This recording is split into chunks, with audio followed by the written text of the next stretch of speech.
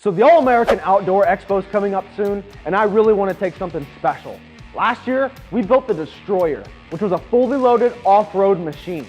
From the cargo rack, to the bullnose brush guard, to the Jake's Nerf steps, the list went on and on. Well, this year, I want to stick to that theme, but build something entirely different. So we built this, the G.H.D. G.H.D. stands for Great Hair Day. Wrong! It stands for Graphite Havoc Destroyer. The G.H.D. is a 2014 fuel injected Yamaha drive, the Madjax 4-inch A-arm lift kit, the Havoc winch bumper, the clay pigeon basket, the front and rear roof struts, the double take back seat, and the double take cargo rack were all powder coated Graphite Metallic Texture. Taking a golf cart out trail riding at night is kind of unsafe, right?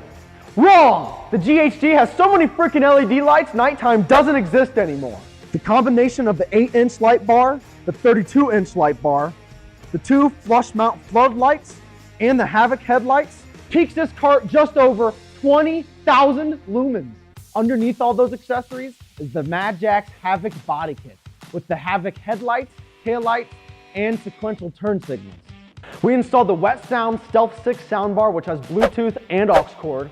We installed the double take back seat, which has a cooler up under the seat, so you can jam to Motley Crue and drink Mountain Dew while you're on your way to your buddy's house to tell him your golf cart is way cooler than his.